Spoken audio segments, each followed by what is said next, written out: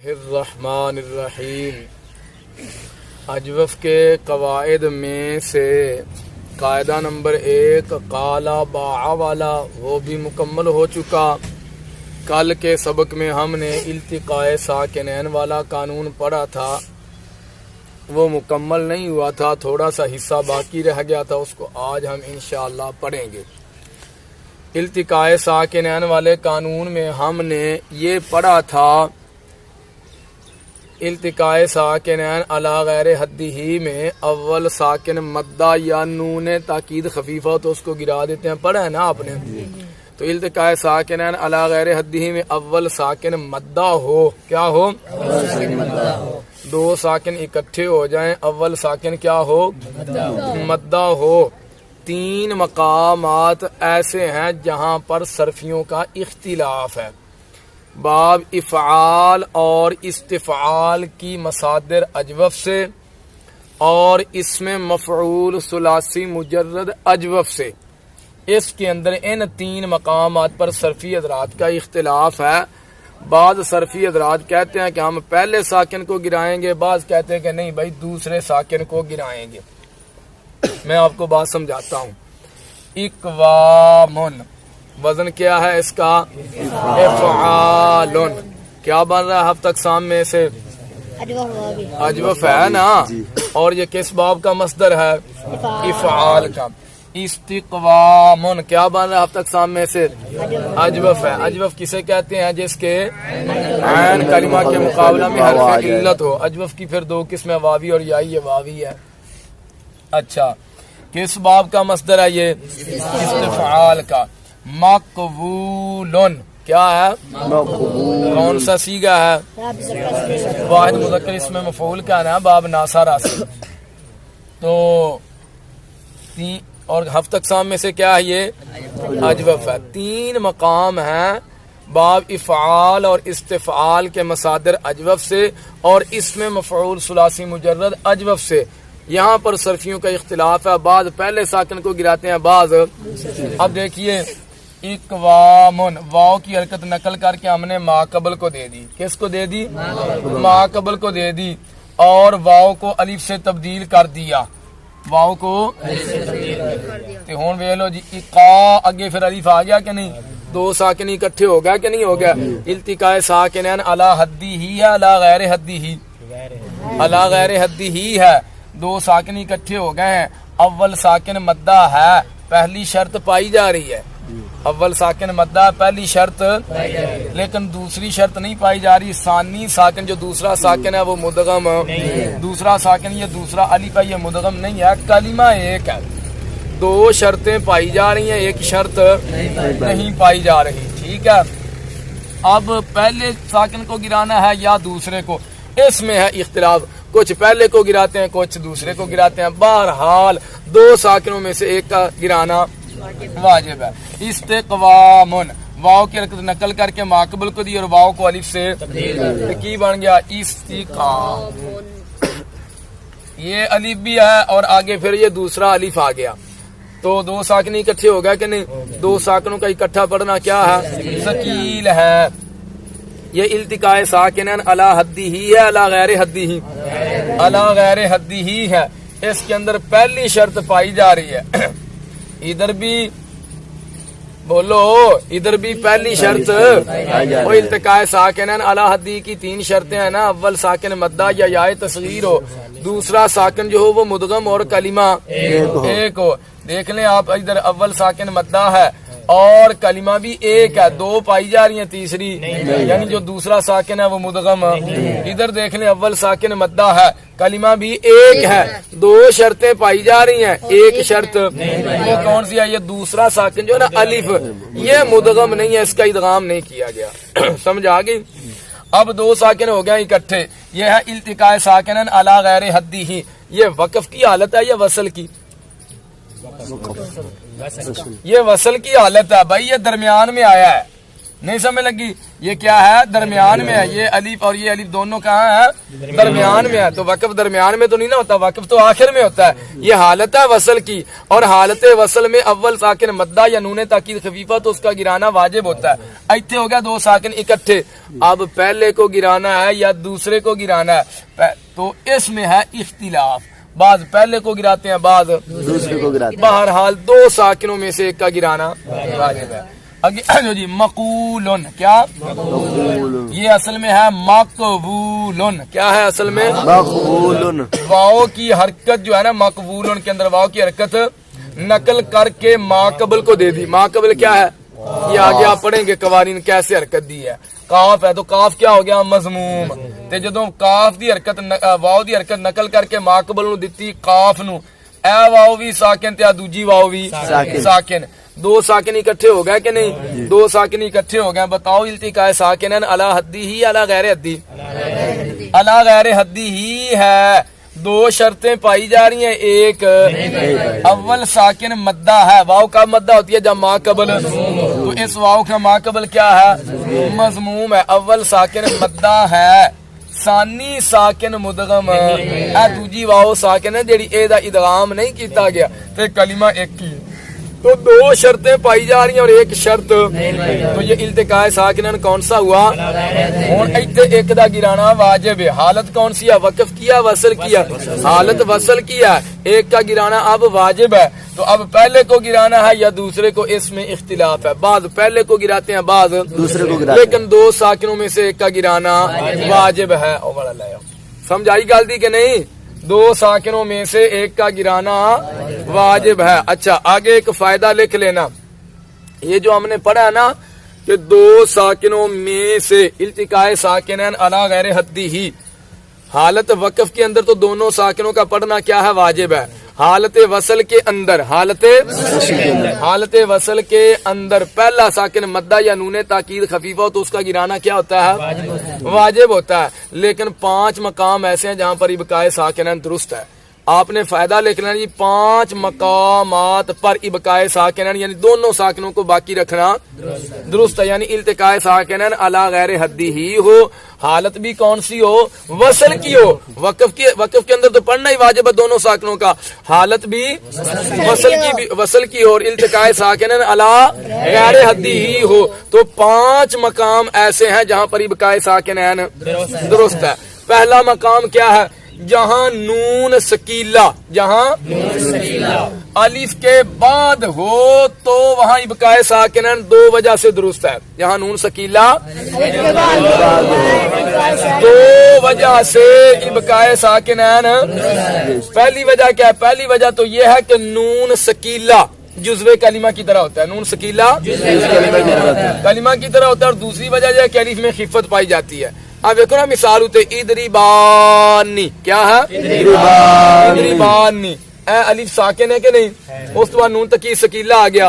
اے دے وچوں پہلا نون ساکن ہے کہ نہیں؟ التقاء ساکنن ہوا یا نہیں؟ التقاء ساکنن ہو گیا.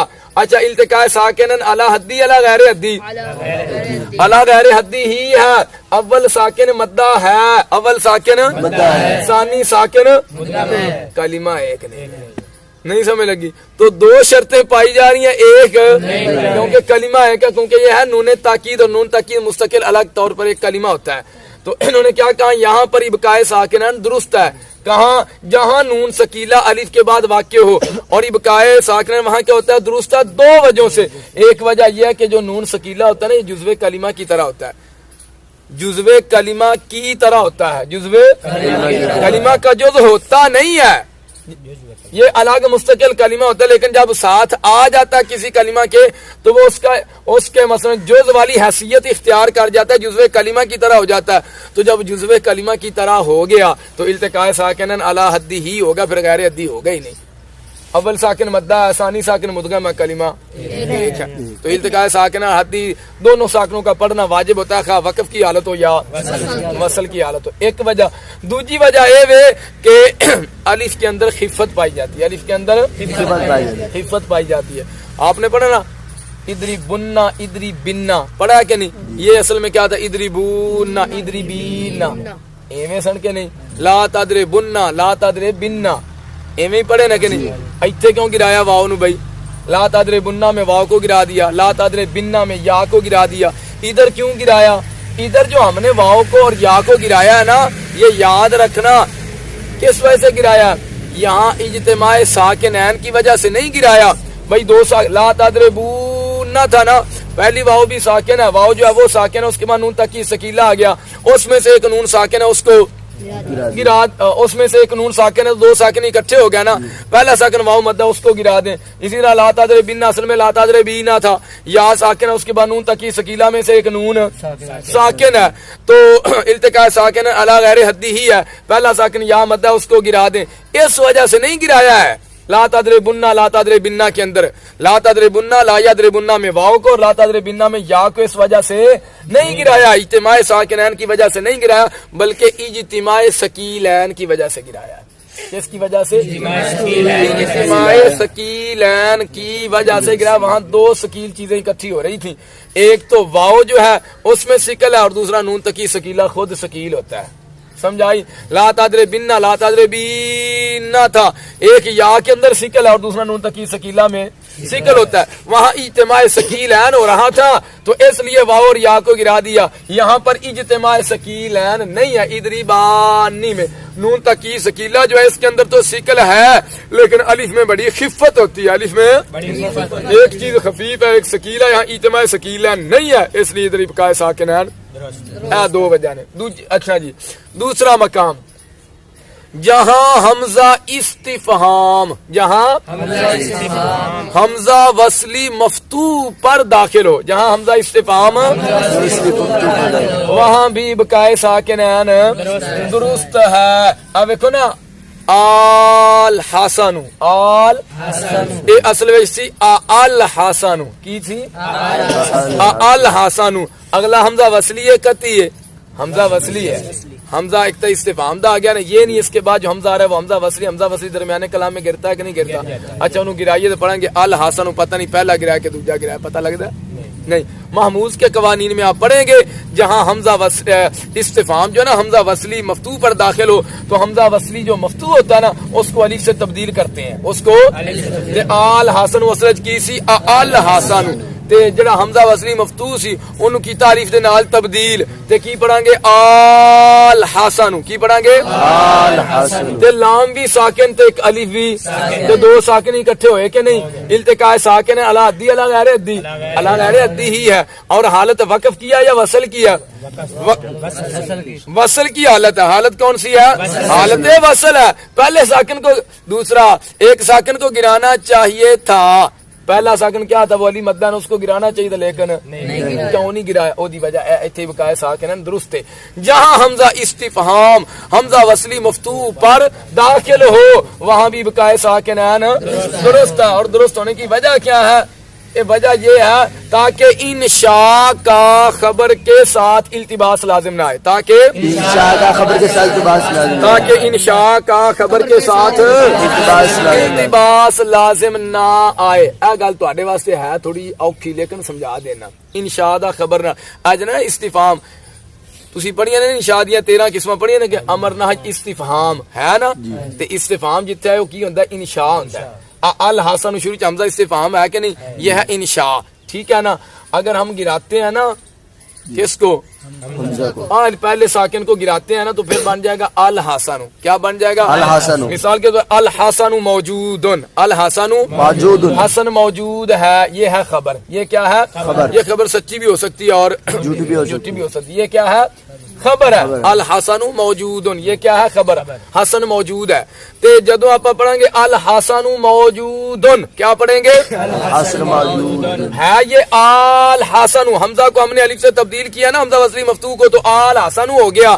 اگر ہم حمزہ کو الف سے تبدیل کرنے کے بعد گرا دیتے ہیں تو ہو جائے گا الحسن. پڑھیں اب الحسن موجود, حسن موجود ہے, تو اب استفہام کا, کس کا؟ انشاء کا, کس کا؟ انشاء کا خبر کے ساتھ التباس لازم آ گیا. پتہ نہیں چلے گا اب یہ جو کلام ہے یہ استفہامیہ کلام ہے, انشائیہ کلام ہے یا خبریہ کلام ہے, انشاء والا کلام ہے یا اس واسطے ایتھے ہی بقائے ساکنین درست ہے. تیجا مقام جی, جہاں حرف تنبیہ, جہاں ہاں لفظ اللہ پر، کس پر؟